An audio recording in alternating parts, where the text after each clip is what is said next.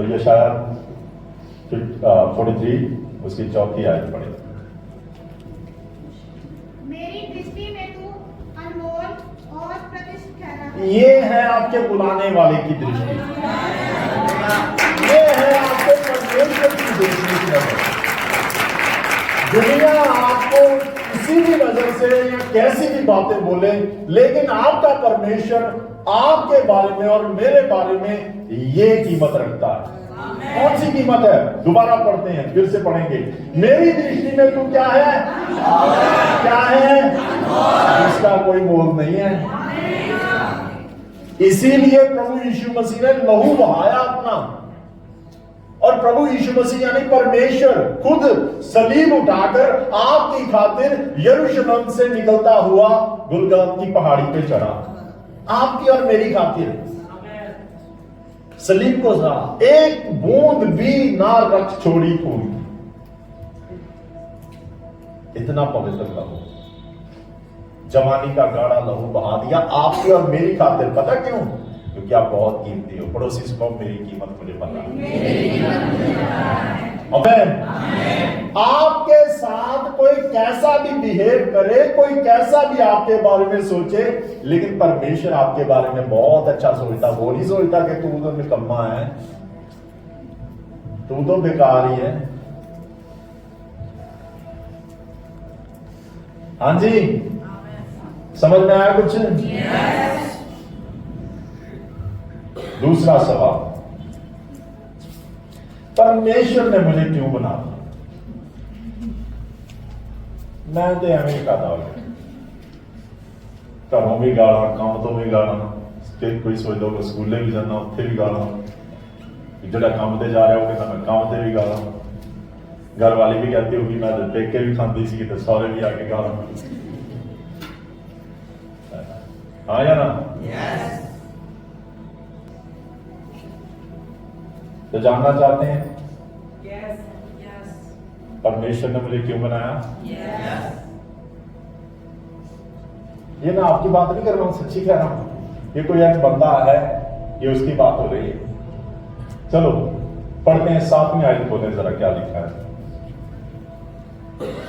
हर एक को जो मेरा कहलाता है, जिसको मैंने अपनी महिमा के लिए सिरजा, जिसको मैंने रचा और बनाया है। मजा नहीं ना? बड़ी स्पीड से पढ़ दिया। स्पीड चाहिए लेकिन वचन के लिए धीरे। परमेश्वर आपने मुझे क्यों बनाया? सवाल करो अपने आप से। तो आगे आंसर लिखा, हर एक जो मेरा कहलाता है, जिसको मैंने अपनी महिमा के लिए सिरजा है। किसके लिए रचा और किसके लिए सिरजा है?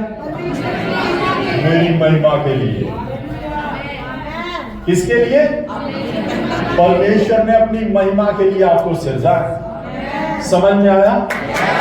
आप लोग उसकी महिमा के लिए सिरजे गए, उसकी ग्लोरी के लिए, उसकी वडियाई के लिए। तो अपने आप को एवं सोचो मैं तो एवं पैदा हो, मैं तो गलत टाइम जम गया। नहीं नहीं नहीं नहीं, आप परमेश्वर की महिमा के लिए पैदा हुए और सही टाइम था जब आप पैदा हुए, कोई टाइम गलत नहीं था। और आपको पैदा करके परमेश्वर ने गलती भी नहीं किया, जानबूझकर ऐसे सख्त कठोर बाप के घर में पैदा किया, जानबूझकर ऐसी लापरवाह मां के घर में पैदा किया जो दूध पिलाने के समय भी भूल जाती हो। जानबूझकर पैदा किया, पता क्यों? मेरी महिमा के लिए। कि तू उस घर में रहेगा, उन मुश्किल हालातों में रहेगा, उन टफ सिचुएशन में तू रहेगा, और एक दिन तू जब खड़ा होगा तो फिर लोग मेरी महिमा करेंगे। परमेश्वर चाहता है कि मैं अपनी महिमा लूं। आपको और मुझे बनाने का मकसद ही यही था। तो ये वो बंदा जिसकी हम फोटो देख रहे थे, ये सवाल कर रहा था मेरे से। मैंने कहा फिक्र ना कर, मैं दिखाता हूं तुझे तेरी वैल्यू क्या है, तेरी औकात क्या है। तो आज मैं और आप, हम सब उस बंदे की बात कर रहे हैं। आपको तो सब पता है, आप तो मसीह में पैदा हुए हो। आप हल्के में लेते हो मसीह को, प्रार्थना करने में, वचन सुनाने में, या चर्च के ही पोस्टर शेयर करने में, या चर्च का ही काम करने में, सेवा करने में। आपका तो इश्यू अपना है, आप नहीं उसको सीरियस लेते। लेकिन ये बंदा मेरे से सवाल कर रहा था, यार मेरी बड़ी बेइज्जती होती है, मेरा कोई हाल चाल नहीं पूछता, मैं अकेला ही घर में पड़ा रहता हूं, मैं तो एमए पैदा हो गया। तो मैंने कहा फिक्र ना कर, मैं तुझे दिखाता हूं तेरी औकात क्या है। फिर मैं बाइबल लेकर बैठा इसके साथ, और फिर जाकर इसको सारी चीजें समझ में आई। और जब इसको सारी चीजें समझ में आई, इसने ऐसा गेटअप पहन लिया, इसने कहा मैं साधारण व्यक्ति नहीं हूं।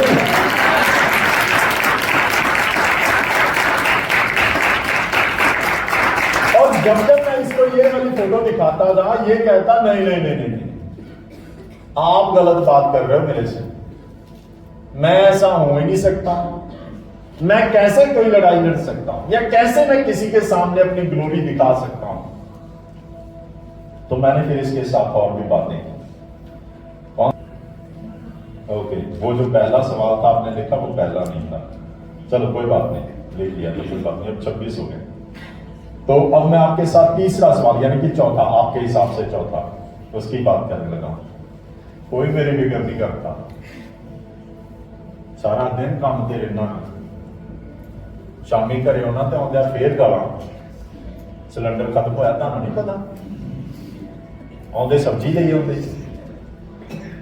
माँ बाप देखते वो भी बात नहीं, घर वाली देखे वो भी बात नहीं, या घर वाला देखे वो भी बात नहीं।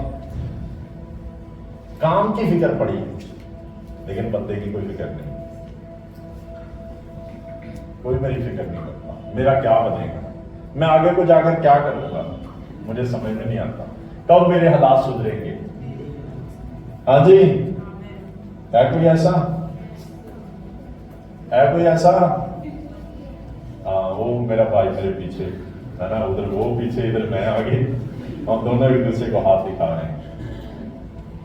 और मेरा क्या बनेगा मैं सोचता रहता था, मैं सच्ची कह रहा हूं, ये मेरे भी अंदर सवाल होता था, और मैं बहुत सोचता था यार क्या होगा, 10th कर ली है, अब आगे पढ़ना है, और फिर क्या होगा, फिर 10वीं कर ली, 12वीं कर ली, आगे क्या होगा, क्या करना है, शादी हो गई, अब क्या करना है। ये आपकी भी बात है, आप मानो चाहे ना मानो, आप दिखाओ चाहे ना दिखाओ। किनके घर में 2 बेटियां हैं, 2 बेटे हैं, 3 बेटियां हैं, 5 बच्चे हैं, कोई 5 बच्चे वाला, 4 बच्चे, 4 बच्चे। हमें फिक्र रहती है ना कैसे घर चलेगा, पति को फिक्र रहती है कैसे घर चलेगा, पत्नी को फिक्र रहती है कैसे। चलो, यिर्मयाह नबी 29 अध्याय और 11 आयत। जब ये मेरे से बात कर रहा था ना, कोई मेरी फिक्र नहीं करता, मेरे बारे में कोई नहीं सोचता कि मैं क्या करूंगा आगे चलकर। तो मैंने फिर इसको ये आयत दिखाई, मैंने कहा फिक्र ना कर, ये इस बंदे की बात है, आप तो बड़े अच्छे हो, आपको तो पता है आपने क्या करना, आपने अपनी पहले ही करवाई हुई हैं 10-10, 15-15 लाख रुपए की, हाँ या ना। कोई नहीं बताना चाहता, कहते नहीं फालतू बड़े चला गए, इन्होंने दशमाश मांग लेना हमारी एफडी से, नहीं मांग रहा मैं आपका दशमाश जी। 11 आयत को पढ़ेंगे, यिर्मयाह 29 अध्याय 11 आयत। क्योंकि यहोवा की ये वाणी है, कोई मेरी फिक्र नहीं करता। तो यहोवा आगे से कहता है मेरी ये वाणी है, मैंने तुम्हारे लिए कुछ प्लान बनाए हैं। कोई तेरे बारे में पूछे चाहे ना पूछे, कोई तेरे सिलेंडर की फिक्र कर रहा है, कोई तेरी पैसों की फिक्र कर रहा है, कोई बच्चों के फ्यूचर की फिक्र कर रहा है, लेकिन सबके लिए मेरे पास प्लान है। क्या कहता है?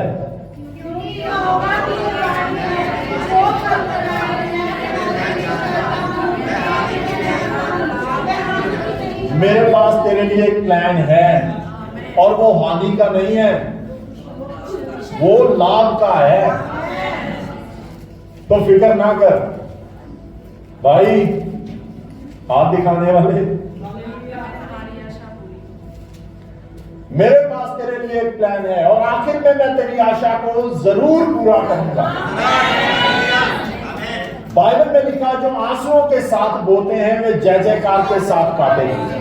परमेश्वर किसी का कर्जदार नहीं है और वो याद रखता है कि मैंने एक व्यक्ति को अपने आत्मा से निकाल कर आत्मा डाला उसके अंदर, उसको जीवता प्राणी करके बनाया है। उसके लिए मुझे आगे का प्लान भी करके रखना है, इसलिए वो लाभ की योजनाएं बनाता है, हानि की नहीं।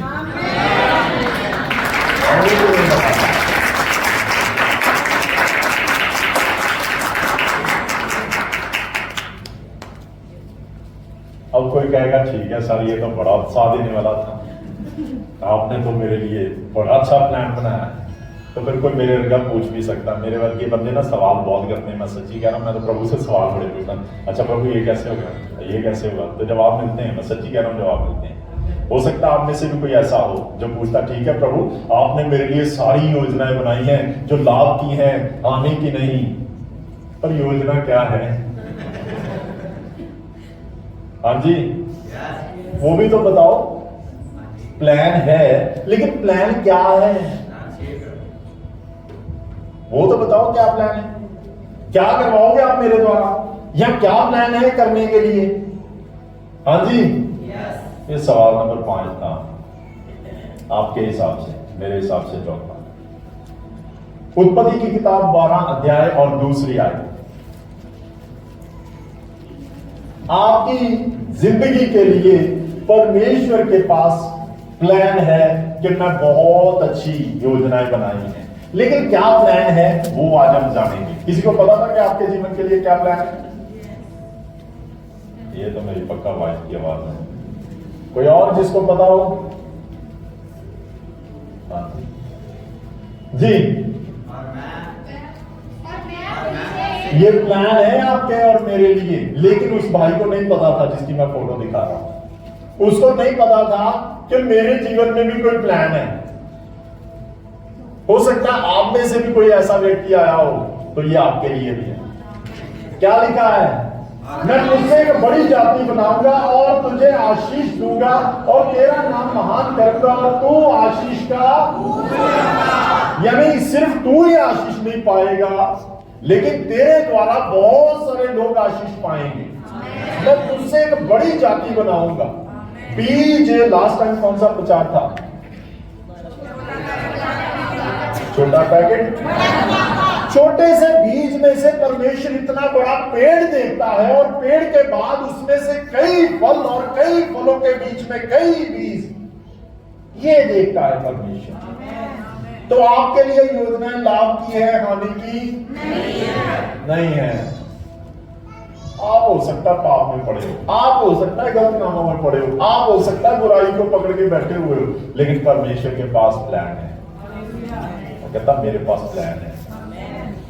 तू भले ही आज बिगड़ा हुआ, तू भले ही आज मेरी बात नहीं मानता, लेकिन तू जिस दिन सही हो जाएगा उसी दिन से वो प्लान लागू होना शुरू हो जाएगा और तेरे द्वारा मैं अपनी महिमा लूंगा।